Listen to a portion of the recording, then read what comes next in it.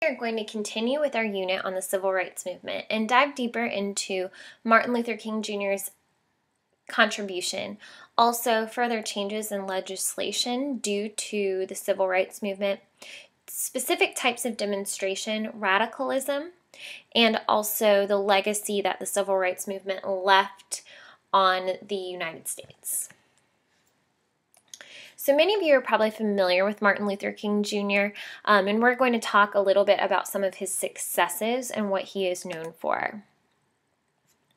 King rises to prominence. He became a prominent figure in society that most people recognized through his nonviolent civil disobedience approaches. He preached Christian love towards whites, so not opposing whites altogether, but still recognizing that equality was not existing at this point. His strategy was nonviolent civil disobedience, and it was patterned after Gandhi. And basically, this is breaking unjust laws, but without being violent.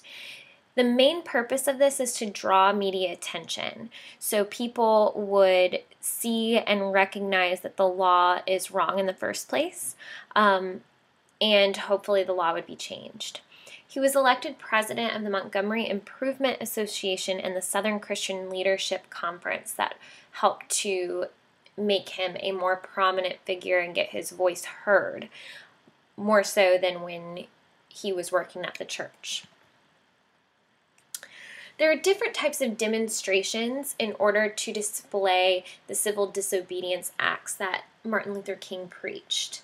So here's another photo to take a look at and consider. What do you see? What do you think they're doing at this sit-in?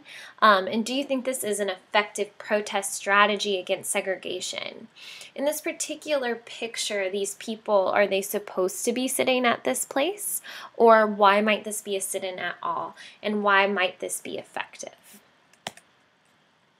The first sit-in were a group of black youth who were frustrated with the South's slow pace of change. So just going through legislation like Brown versus Board of Education was not enough.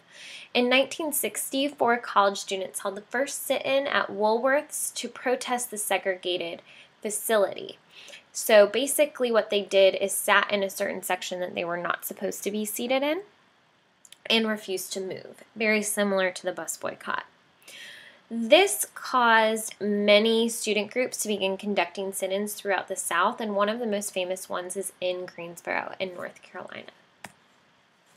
So here's a picture of the sit-in at a restaurant where the students refused to move. Another example of demonstrations were the Freedom Rides. I want you to take a look at this picture and predict what you think is happening, and how might the protesters have felt after their bus was bombed. And this is a picture of that bombing. Is civil disobedience a dangerous act?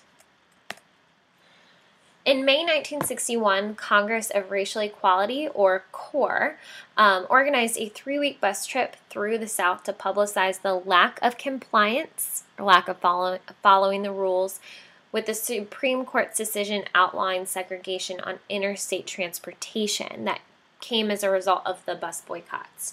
So buses were still segregated even though they were not supposed to be, so this particular group decided that they would take a 3-week bus trip to boycott this, or to protest against this act, and to show that this was going on.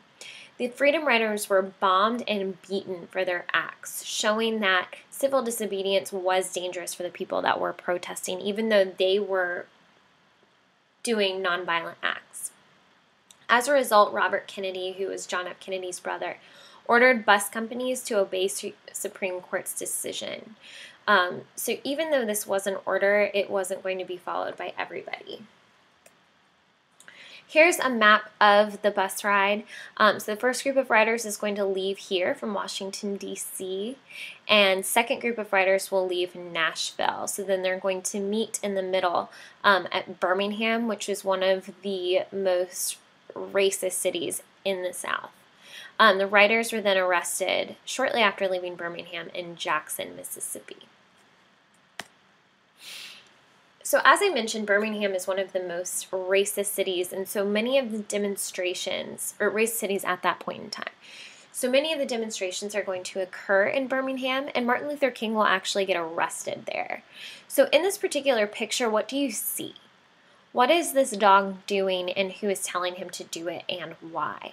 What do you think this person has done? A very famous, harsh picture that we see from a demonstration in Birmingham.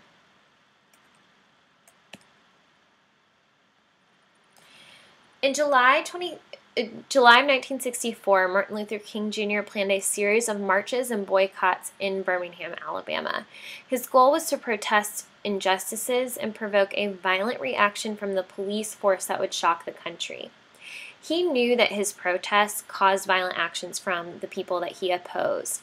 And through those violent acts, even though they were harsh, they did shock the rest of the country into joining his efforts, so he gained the publicity that he was looking for. The police commissioner, Eugene Bull Connor, had his police attack demonstrators with clubs, police dogs, and water cannons. So in the last picture that you saw, that was someone ordered their dog to attack that person, even though they were not being violent at all. In addition to these violent acts, hundreds of protesters were jailed, including Martin Luther King Jr. himself, where he had a letter published. That's a very famous read from the Birmingham jail, and we're actually going to take a look at that. Here's a picture of him being arrested in Birmingham.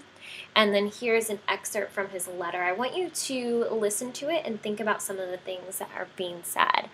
I guess it is easy for those who have never felt the stinging darts of segregation to say, wait. But when you have seen vicious mobs lynch your mothers and fathers at whim, when you have seen hate-filled policemen curse, kick, brutalize, and even kill your black brothers and sisters, when you have to concoct an answer for a 5-year-old son asking, Daddy, why do you white people treat colored people so mean? Then you will understand why it is so difficult to wait. Who's waiting? And who is telling them to wait? What are they waiting for? Those are all questions that many African Americans thought about during this time. Here are pictures of some of the Ku Klux Klan riots that occurred in the South, in Birmingham in particular. So we briefly talked about them during Reconstruction, which is right after the Civil War, and this group is still going to be powerful and in existence during the 1960s. Here's a picture of using water at a very high velocity, like what you would use to put out a fire, but against people, which can be extremely painful. So what was the result of the protests in Birmingham?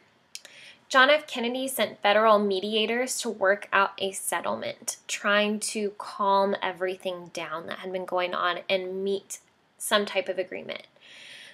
As a result, businesses agreed to integrate and hire blacks, but then there was also very negative and sad circumstances where people actually planted a bomb in a church which killed 4 little girls in Alabama. So the responses were still violent, and there were still long strides to take in the civil rights movement. Very famous demonstration, the March on Washington, is pictured here. What do you think the people are gathered for, and why do you think so many people are there? Does this show that there's been progress made in demonstrations, or are these people opposing?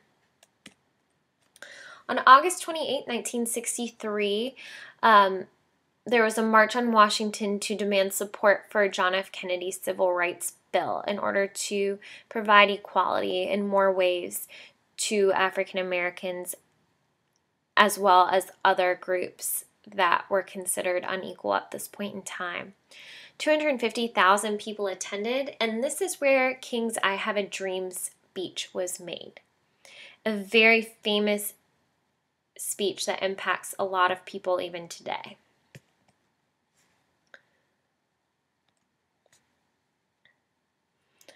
In addition to that, there was an increase of people trying to get African Americans to vote. We talked about during Reconstruction how voting rights were limited due to Jim Crow laws, literacy tests, grandfather clause, all of those different acts, and sadly enough, 100 years later, this is still going on. But African Americans legally did have the right to vote. So thousands volunteered to increase voter registration in the South by holding door-to-door campaigns. Even though this was highly dangerous for participants, they were able to register over 63,000 black voters in the new Mississippi Freedom Democratic Party. This is what we call Freedom Summer, trying to gain those voting rights for that particular election.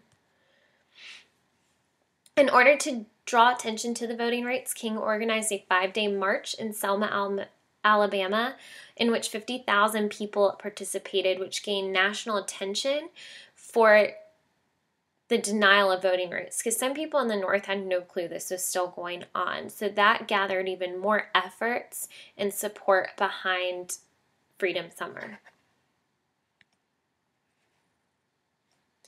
This led to the Voting Rights Act of 1965. It eliminated voter literacy tests, which, yes, sadly, 100 years later, were still in practice, outlawed poll taxes, and reinforced the idea that all citizens had the right to vote as listed in the Constitution, but they needed to put something into place that directly said, you cannot do this, to some of those state governments.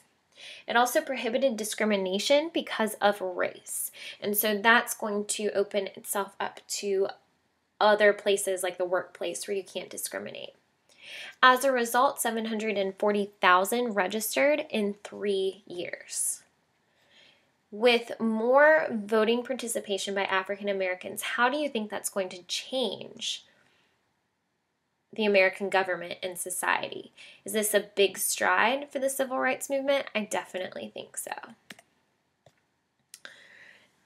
So with the addition of the 24th Amendment, we're going to look for protections of those rights. This is where they're going to deny, or they're not going to allow state governments to issue poll tax or any other type of tax that would limit specific groups of people from voting. Now we're going to take a look at a different approach to the civil rights movement through Malcolm X and also the radicalism. Malcolm X was a member of the Nation of Islam, or Black Muslims. Their goals were to gain freedom, justice, and equal opportunities for blacks. So very similar to Martin Luther King's goals, but their approach was vastly different. They wanted to end police brutality and legal discrimination, much as Martin Luther King did, but they weren't going to endure it in the same way. They promoted separatism, so not welcoming whites and loving whites in a way that you would love a brother or sister, but basically separating white and black and promoting black pride. They supported using violence as self-defense. So this was different from Martin Luther King, where people would sit and endure violence out of protest to raise attention. In this particular instance, Malcolm X felt that this was ineffective and just hurting the people protesting, so he did support it as self-defense. Malcolm X gained popularity due to this, and he is very much going to disagree with Martin Luther King and thought that his approach was completely